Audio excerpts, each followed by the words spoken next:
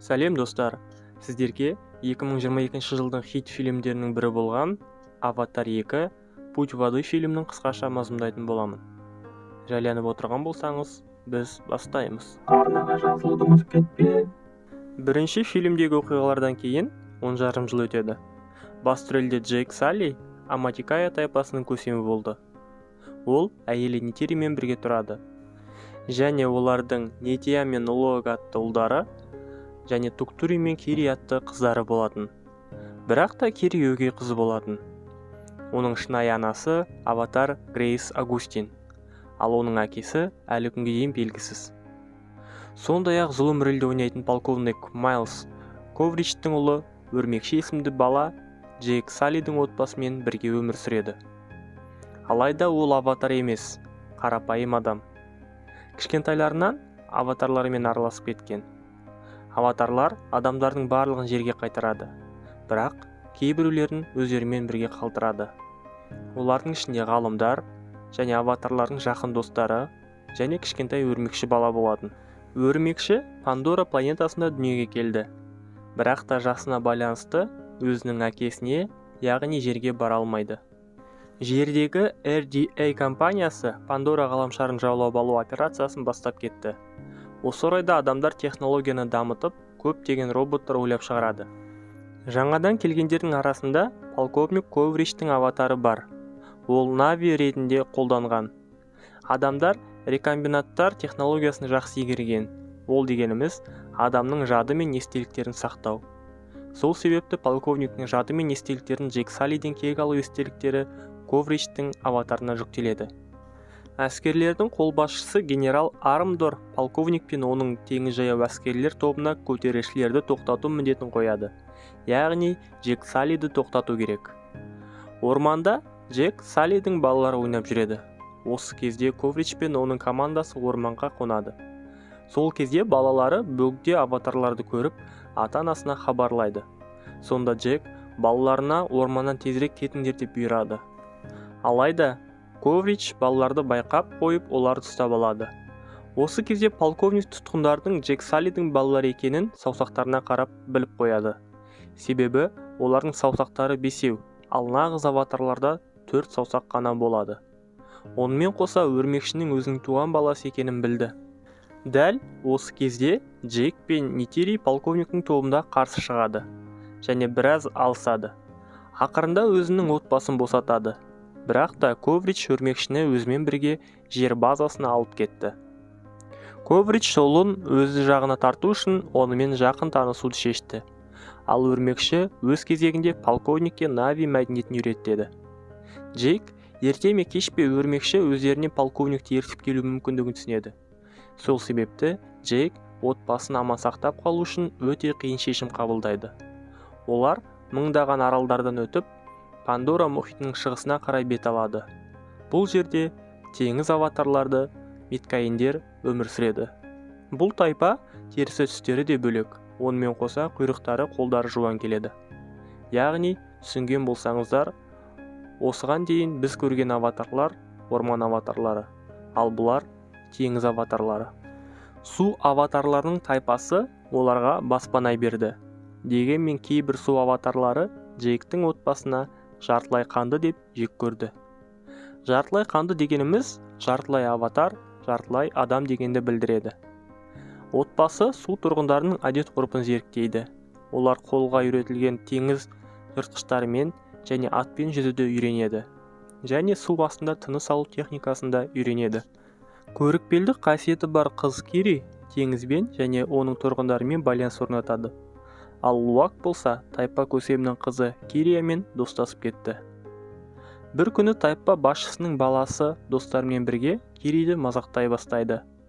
Сонда қарындасын қорғап Нития мен Лоаг келеді және жігіттерге енді қайтып қарындасыма тиісуші болма деп ескертті. Бір қарағанда барлығы тынышталған сияқты еді, бірақ Лоаг шамалы тентектеу және сөз көтере алмай, Аонахпен және оның достарымен төбелесіп кетті. Әрине, бұл төбелеске үлкен ұлы Нития да араласып кетеді. Бұны естіген Джейк балаларына ұрысып, Аонахпен тезірек татулас деп бұйырады. Лоаг әкесінің талабы бойынша кешірім сұрауға келді. Осылайша Аонак пен оның достарымен татуласады. Жігіттер оны қауіпті аң аулауға шақырады. Бұл саяхат Лоакқа қатты ұнайды, бірақ кейіннен Аонак өзінің достарымен Лоакты алдап, үлкен мұхиттың ортасына тастап кетеді. Сонда су асты құбыжығы балаға шабуыл жасайды. Бала қолынан келгенше қашуға тырысады. Алайда тығырыққа тірелген кезде үлкен кит оны құтқарып қалды. Лоак китті Паякан деп атайды және оның жарасын емдейді. Осылайша екеуі достасып кетті. Лоак қайтып келгенде тайпа басшысы өзінің баласын жазалайын деп жатыр. Ондағы себеп баласының Лоакты мұхит ортасына жалғыз тастап кеткені. Алайда Лоак Аонакты қорғап, кінәні өзінің мойнына алады. Осылайша Аонактың сеніміне кіреді. Осыдан кейін жігіт китпен достасқаны туралы айтады. Алайда достары Паяканның өздерінің арасында қуғынға ұшыраған кит екенін айтады. Өйткені ол өзінің тайпаластарын өлтіруге себепші болған. Осыдан кейін Лоак Паяканмен ойша байланысты және кит өз түрінің әдет-ғұрыптарына қарсы шығып, анасын өлтірген кит аулаушыларға шабуыл жасағандықтан қудаланғанын біледі. Киттің өз әдет-ғұрыптарына қарсы шыққаны дегеніміз, жалпы киттер адамдарға және аватарларға мүлдем шабуыл жасамайды. Ал Паякан болса, анасын өлтіргені үшін шабуыл жасаған. Балалар су аватарларының жан ағашына саяхат жасайды. Осы кезде Кири ойша анасымен байланысады. Байланыс кезінде анасынан менің әкем кім деп сұрағаны сол-ақ еді, қыз қатты ұстамаға ұшырап, есінен танып қалады. Осыдан кейін тайпа көсемнің әйелі Ролан қызды емдеп жазады.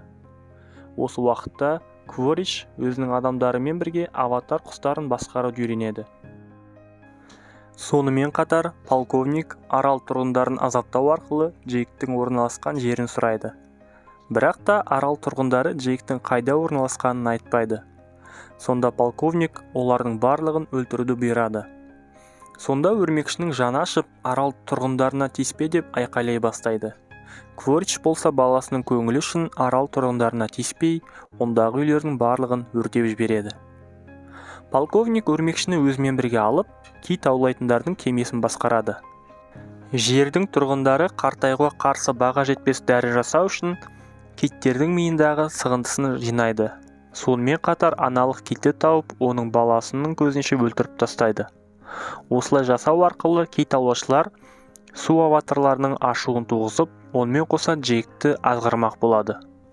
Өліп қалған аналық кит тайпа көсемі Роланның рухпен байланысқан әпкесі еді. Енді су аватарлары өздерінің кит бауырларын өлтіргені үшін кек алып соғыс ашпақшы. Алайда Джейк оларға дәл осылай барып соғысатын болсақ, жеңіліп қаламыз. Одан да артын күтейік деп тыныштандырады. Осыдан кейін Лоак Паяканға қауіп төнді деп теңізге аттанады. Оның артынан бауырлары және Сирия мен Аонак келеді. Олар Паяканды кит аулаушылар қуып бара жатқанын көреді. Осылайша балалар китке көмектеседі және әкесіне өздерінің қандай жағдайда екенін баяндайды. Балаларға қауіп төнгенін білген соң, Джейк пен Нитея және тайпа басшысы барлығын ертіп шабуылға шығады. Координатаны анықтайтын құрылғыны киттен суырып алған соң, үлкен ұлы Нитея жауды адастыру үшін құрылғыны өзімен бірге алып кетеді. Ал қалғандары басқа бағытқа жүзе береді. Алайда нәтижесінде полковник аудың көмегімен Лоакты, Сирия және Тури үшеуін ұстап алады.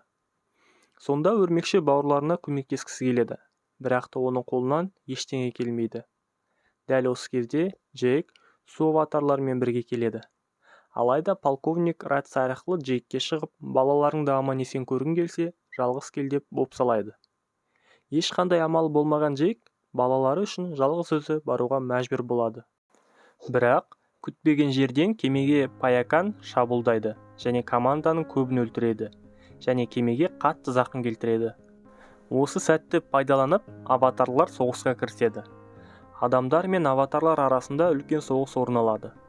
Өрмекші достарына көмектесу үшін кеме ішіндегілермен төбелесіп қашып шығады.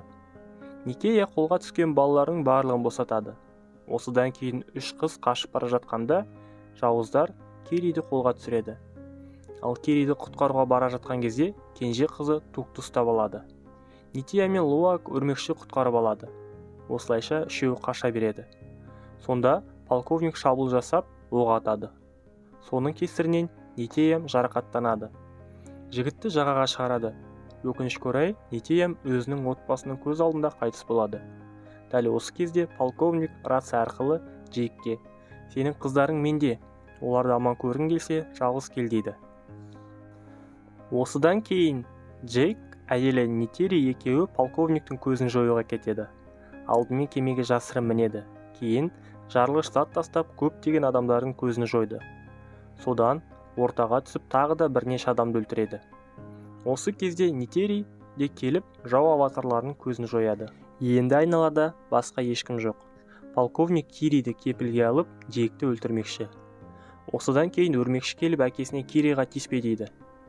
Дәл осы сәтті пайдаланып, Нитери өрмекшіні кепілге ретінде алады. Кириді жібер дейді. Ал полковник болса: "Өлтірсең өлтіре бер, ол менің балам емес. Тіпті ол адам, ал мен аватармын" дейді. Сонда Нитери: "Менің баламды өлтіргенің үшін мен де сенің балаңды өлтіремін" деп оқтала бергенде, полковник тоқта деп Кириді босатады. Нитери балаларымен бірге жағаға кетеді. Ал Джейк болса полковникпен ақтық төбелеске аттанады. Бірақ теңіз үстінде пайда болған өрттің кесірінен Нитери балаларымен бірге қайтадан кемеге келгенде, ойламаған жерден Дуг төменге түсіп кетеді. Ал оны құтқарамын деп Нитери құлайды. Енді кеме суға батып бара жатыр. Ал батып бара жатқан кеменің ішінде Джейк пен полковник және Нитери мен Кири де бар. Су астындағы төбелеске Джейк полковниктің есін жоғалтқанша қылқындырады. Джейкті Луак пен Паякан құтқарады. Ал Кири теңіз жануарларын шақырып, соның арқасында Нитери мен Дугты құтқарады. Ал өрмекші болса батып бара жатқан өзінің әкесін көреді. Алғашында оны тастап кеткісі келді, бірақ ойланып, әкесін өзімен бірге алып шығады. Полковник есін жиғаннан кейін өрмекшіге: "Менімен бірге жүрші" дейді. Бірақ өрмекші қарсы. Әкесін жек көреді. Сол үшін де қайтадан Джейктің отбасына оралады. Ал Джейк болса өрмекшіні өз баласындай бауырына басады. Үлкен ұлы Нитиямды жерлегеннен кейін Джейк су аватары Танавирге: "Мен бұл жерден кетейін" деп ұсыныс айтады. Алайда Танавари: "Сен де тайпаның мүшесісің" деп оны отбасымен қалуға шақырады.